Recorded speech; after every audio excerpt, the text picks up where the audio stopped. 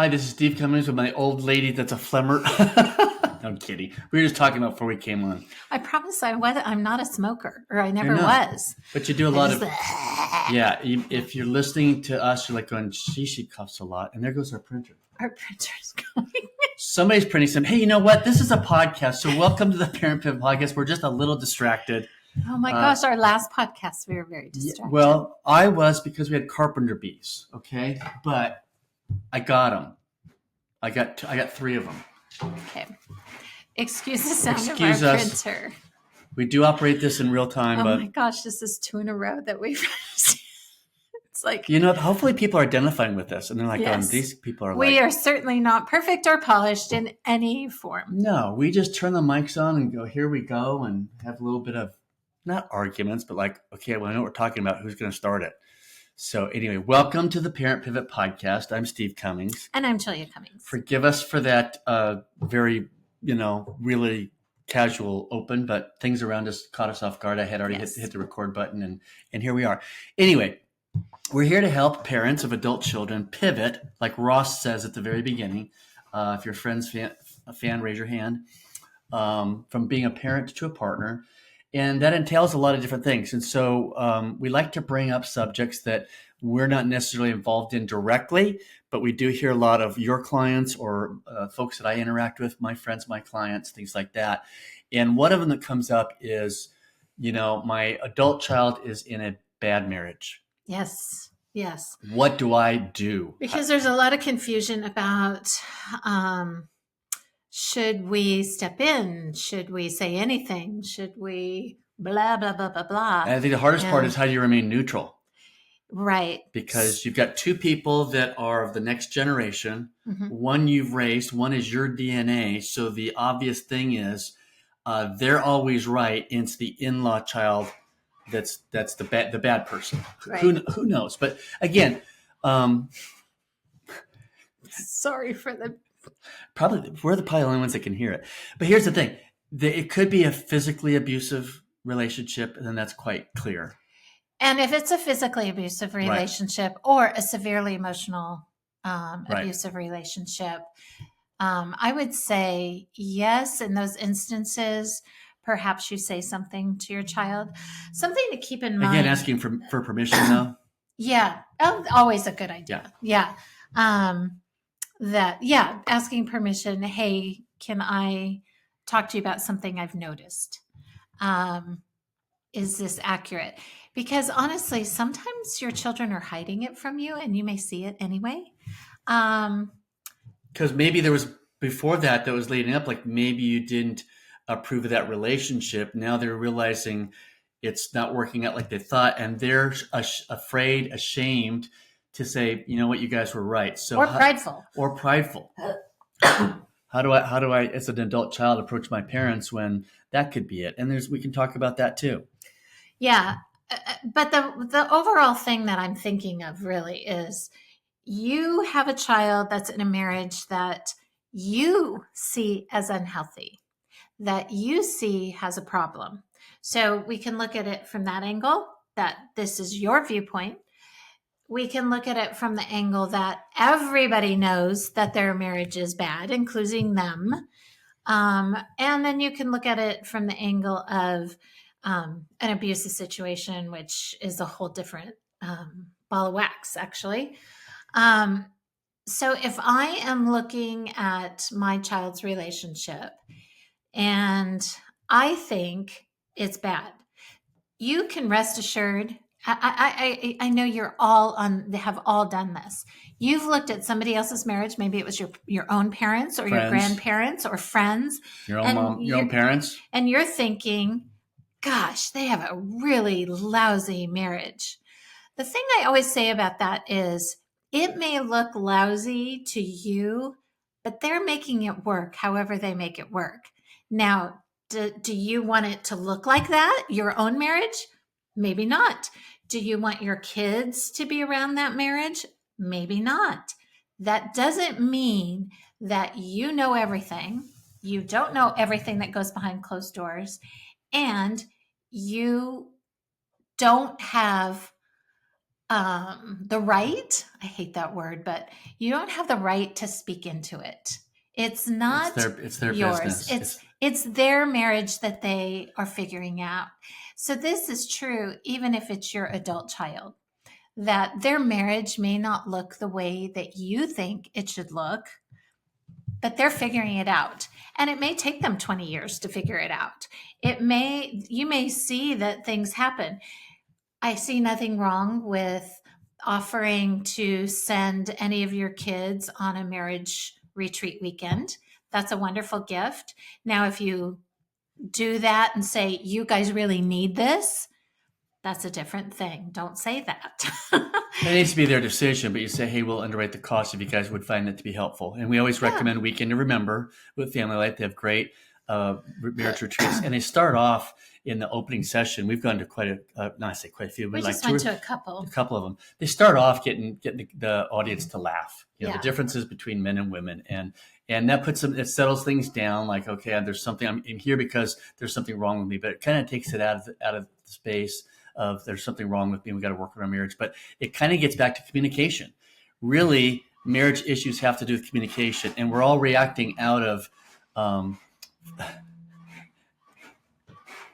We're all reacting. Sorry, we're pausing because of the printer going on. We're all reacting out of fear, how we've built up our worldview, and really, where I would lead with this is if it was our child who was in a tough relationship, and for whatever reason we didn't see that they were not the one at fault, it was the other one. I would want to have compassion for the in-law child. Yeah. And go, wow, there's some type of pain going on there that I don't have all the answers to. All I know is that they're reacting from a space of pain. And it's all about communication. So I want to be on their side as a couple. We don't want to choose sides. Yes. We've heard from different folks where, one or the other of the parents can get too enmeshed and see their role as I've raised this child, my identity's in that child, and so I'm going to support that child, and automatically it's the other their spouse's fault, and really go bonkers even on social media about it, which is crazy, and things. So it's like, take a step back, because if we really have let them leave and cleave, that means we've cut the umbilical cord. It's their marriage. We've cut the umbilical cord, whether you live in the same city, the same state, the same neighborhood. Cut the umbilical cord and let them live their life. Yes. And be a partner and come alongside when they need you, but stay out of their business. It's really important to look at it as you are on the side of the marriage, not the individual. Right. There you go. You are on the side of the marriage. As a therapist, when a couple comes to you, if the couple, even if you start kind of working with them individually, the marriage is your client. And so you're not keeping secrets from the other one. You're not holding secrets. You're helping them kind of work through things. So you have to approach it as, I am on the side of your marriage. And one of the reasons why adult children don't tell their parents when maybe something's wrong, maybe you may not have that relationship anyway, but they also may be wanting to protect their marriage, which is, I applaud that. They're being very private. They're being private. And that's great. And that's great. But part of that may be because they're afraid that if they tell you what's going on, that you are going to hold it against their spouse. Right. And that doesn't work. I've known many people who either the spouse has struggled, in the cases that I see, the husband has struggled with pornography, or maybe he's stepped out. Maybe he had a problem with going to massage parlors or strip joints, or had an affair or something. It becomes a situation for the wife who am I safe to tell? Because you're not safe to tell people who aren't going to be on the side of your marriage if that man wants to be working on the marriage, if you're both wanting to work on it. If you have a family that holds a grudge and 20 years from now, my mom or dad is still going to be bad mouthing my husband and not understanding why I stayed with him. These are instances that happen all the time. And if you don't step into being the person who is championing your adult child's marriage, your adult child's not going to share with you. That's just Right. Now let's go to the other side of the coin. I'm already too overly involved. And Yeah. I've maybe your adult child is still they're the ones that have been so attached to you that they have not detached from you, Mhm. and maybe you've rolled right out of the wedding and stuff right into things have stayed the same, and so there's that emotional attachment, and now you know too much. Mhm. Mhm. Again, I would say you're not going to cut your child off, obviously, if they're reaching out to you and asking you for advice and wanting help with things. But you're also going to keep pushing them back toward their spouse. Right. I Have think you talked to your spouse about this? Right. Have you sought counsel about this? And actually, I would coach them into asking good questions, because what's gone off haywire is they've gotten into their communication dance and they don't know how to get off. Our kids have no idea that's going off and that we're recording. And we won't say anything. Where were we? Oh, yeah. What you want to do is they need help in communicating what's going on inside, and they probably don't know what's going on inside. Right. So it's like, how can we help be there for the marriage and not have a for and against somebody? Right. Because you're still only hearing one side of the story. Right. Okay. Your own DNA is 50% responsible for this. Right. Remember that. So they're not 100%, nothing wrong. They are 50% at least. Hey, what is it in their makeup or fear or way they're perceiving things, lies they're believing, ways they're communicating that is off, where they need some help? And how can you help coach them to get help for themselves and then help for the marriage? You still want to be a positive influence without bringing division. Yes. If you're gonna jump on the bandwagon and say my offspring is 100,000% right, and it's been a bad marriage from the get go, and boy, you're talking. And even if if you got grandkids involved, you're making it worse. Oh my gosh. You're making the legacy worse. But again, we're speaking to the marriages that are struggling in communicating ish and getting along. Again, if you go to the abusive part, that's not what we're speaking to. Right, right. That's a whole different ball of wax, and that's a tough one. We're not talking about the sexual abuse, physical abuse, even emotional abuse. I mean, that obviously has to stop. And we as counselors, Julie and I being board certified counselors here in Georgia, the Bible speaks, that God hates divorce, and that doesn't need to be the first option.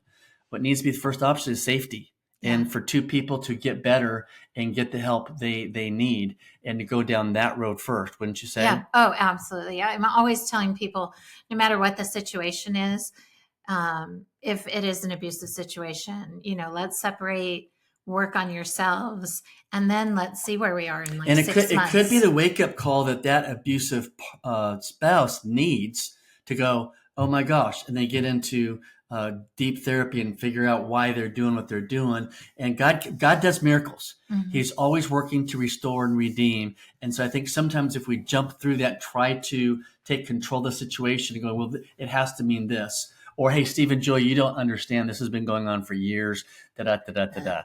You're right. We can't speak to every situation as if this is the magic road to go down. We know that. And there are situations where somebody refuses to get help. Right. So if one partner is refusing to get help, that kind of puts the other person up against a wall, because there's nothing that can be done. But I will say this, you can always work on yourself. And oftentimes when we work on ourselves and we make our own changes, the other person has to change because there's no choice but to change. So I always liken it to a hamster wheel. You've got two hamsters going the same pace, and they're in sync, and this is what they do. This is their dance, this is their dance, this is their dance. If one of those hamsters jumps off the wheel and says, you know what, I'm not going to do this anymore, the other one has to adjust to making that wheel go by themselves. So they will naturally change something in order to, in order for that wheel to continue going around. So you do have some power in how you handle it and how you change. This is also true as the parent of adult children. If I change what I'm doing, my child might change how they come to me. My child might change how they do something in their own marriage. So keep that in mind. Yeah, I think the point I want to raise, and just sitting there listening to you on that, there's a lot that we don't see beneath the surface going on. Yeah. We assume a lot. We assume that anybody who is physically mature as an adult, and we know, as we watched our kids mature from the 20s into the 30s, I mean, obviously they're still making some decisions. It's like, oh my gosh, you need to grow up. But as they get older, and I learned this through my own intensive therapy, is that we can, at some point, maybe there was some trauma that happened in our life, we can be emotionally stunted at that age. Mm-hmm. We could be 50 years old and have the emotional maturity of a 7-year-old, of a 9-year-old, of a 10-year-old. Okay, now I'm looking and talking, but because I haven't been, I haven't dealt with that, then I'm going to communicate and see the world based around those same hurts and fears that have been stuffed down. And I may be treating my spouse or anybody else not in the right way, even though I might be 50 years old. It's like that can happen. So that's what I'm saying. Beneath the surface, there's stuff going on. Now, again, like I said, physically abusive, sexually abusive. We're not talking about that, but I'm really referring to the fact that, there are times when we sit there and we watch two adults get along going, oh my gosh, you guys sound like a bunch of 2-year-olds. Yeah. I've had people in my office before that I want to clunk their heads together, like who are the comedian guys that clunked heads together? Three Stooges. Oh, did they? Yeah. But I all that to say is, will you bump the microphone enough? Yeah. Distractions. I think what I just want to say is be curious. Be curious about people's hearts. Be curious about your own adult child's heart. Mm-hmm. Be curious about your in-law heart, especially if they're just struggling and maybe they have different career paths. Or one wants to be a stay-at-home, the other one doesn't. Or maybe one wants kids, one doesn't. And so there's something that they're struggling with based on whatever. So have a heart of curiosity and ask questions. And don't be quick to jump on the bandwagon of your adult child.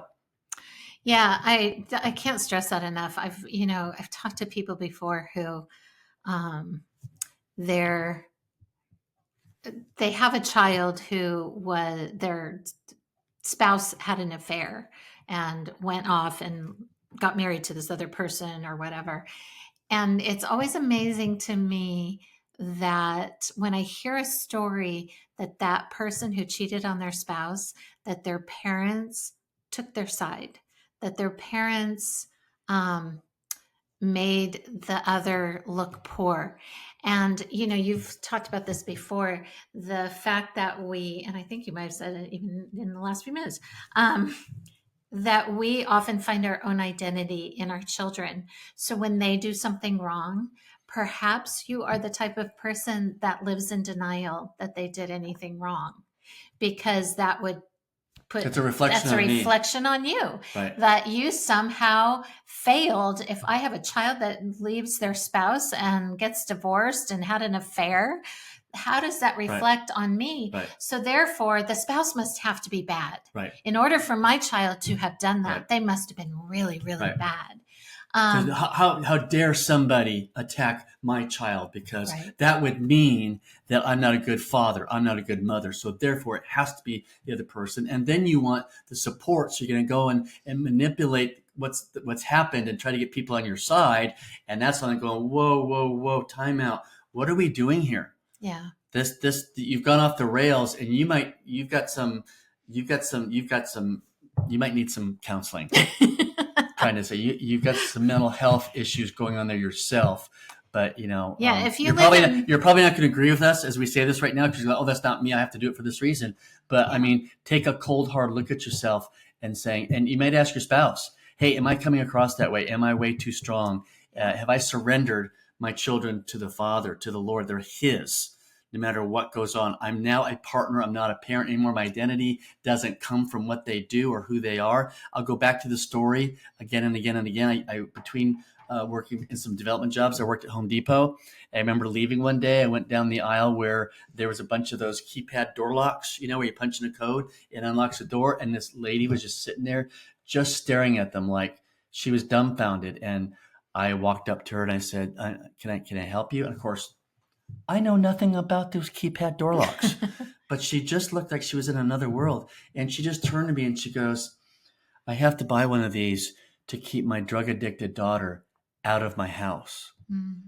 And I thought, okay, I immediately put myself in her shoes. Now it's real easy to sit there and see who wants to be able to raise their hand and say, hey, I have a drug addicted daughter, son, whatever, and I'm not proud of them or whatever. I need to get this door thing for code for me to be safe from my own child. Mm-hmm. And I just didn't have anything to say, but in that moment, I just said, Father, I don't know what to say to this woman. So I literally just put my arm around her like this. I said, can I pray for you?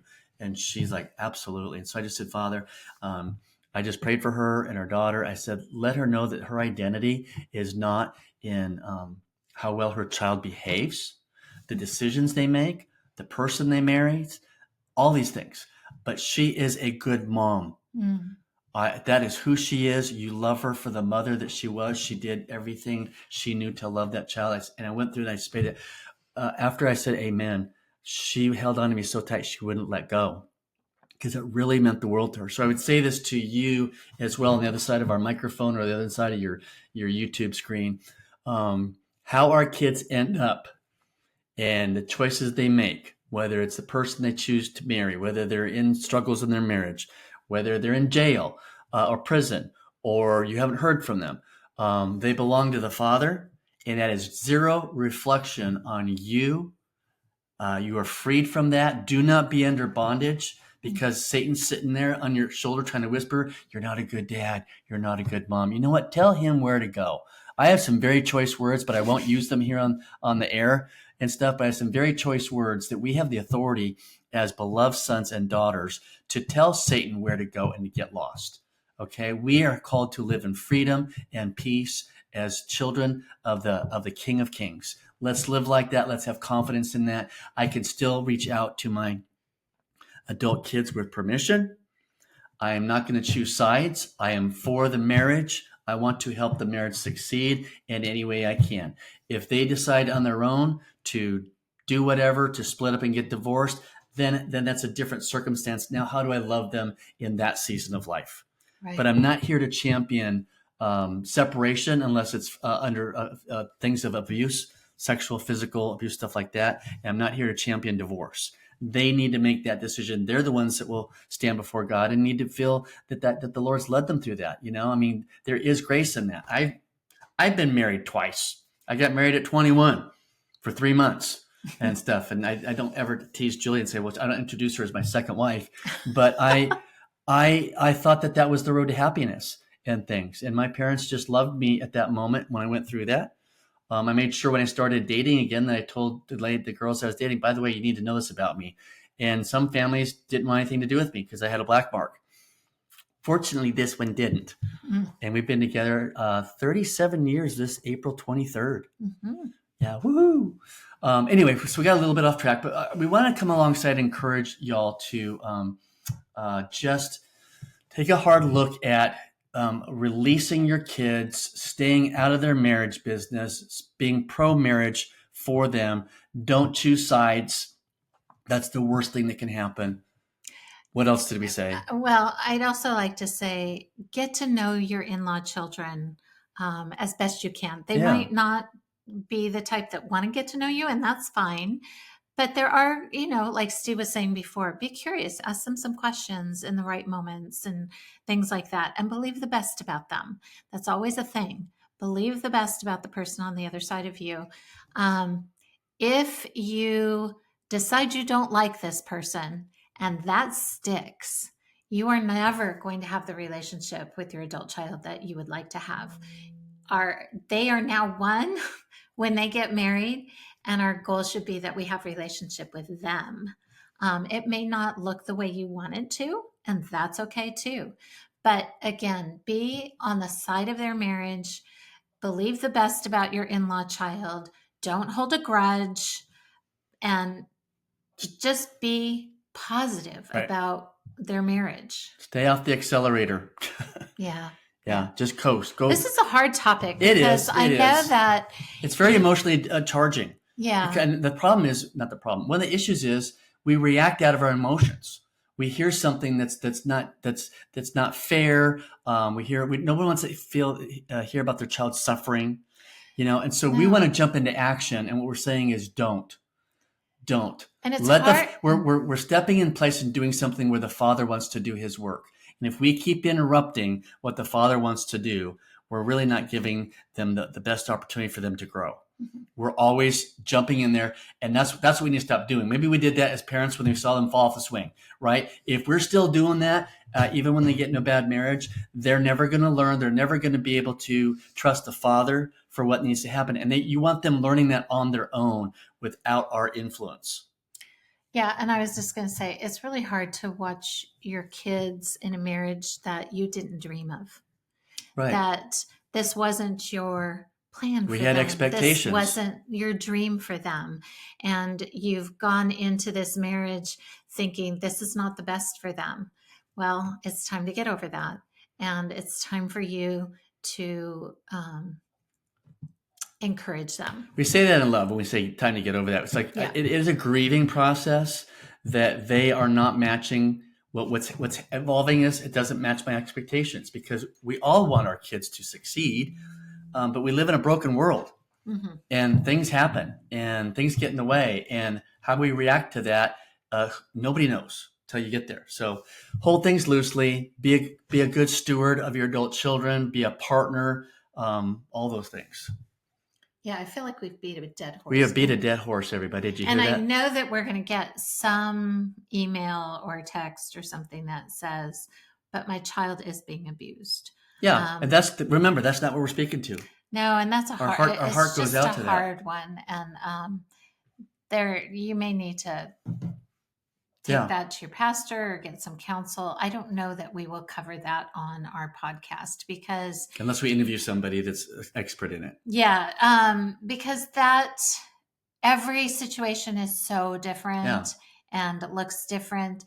And so if I'm giving advice about that, it seems like it could be a dangerous situation. Right. So we're here to put subject matter and content out there to get you to think, to back up, to hit that pause button. Hit the pause button. I think we've talked about many times. Hit the pause button. Take things to the Father. Don't react out of emotion or only one side of the story that you're hearing. Hearing. Wow. But I think you get the point of all that. So we're grateful. We're grateful that y'all continue to listen to us. We're really appreciative of all the new folks that came aboard. If you were at the Grandparenting Summit, click that like button down there and subscribe. We've got friends who are starting to listen to us and a lot of podcasts to catch up on and things like that. We do have a new book out, which if you go to Amazon, there's a book there called Parent Pivot Podcast and 13 ways to have a healthy relationship with your adult child. So that's in there. We're supposed to be getting our first delivery of some here on Tuesday. Ooh, that's in 2 days. Yeah. So that'd be great. So if you're interested in that, it's kind of a short journal, self-published on Amazon. We're not like, haven't gone to major publishers and, even though I kid that Julia has a doctorate, she's smart enough to go get one. She just doesn't want to, and things. But anyway, that's our ability to want to reach out and help and, maybe buy an extra copy, give it to somebody. But there's some thoughtful questions in there to get you thinking, to journal about stuff with your adult kids. And we're not going to really make much money off of it. We want to price it down to where it's very affordable. So, yeah, that's there. And we're on YouTube. Hit the subscribe button. Give us a review. Same thing on wherever podcast platform you're listening to. And then we will be back in another week. Every Tuesday morning, we'll post some new content on the Parent Pivot Podcast. Thanks for joining us. Thank you. Bye.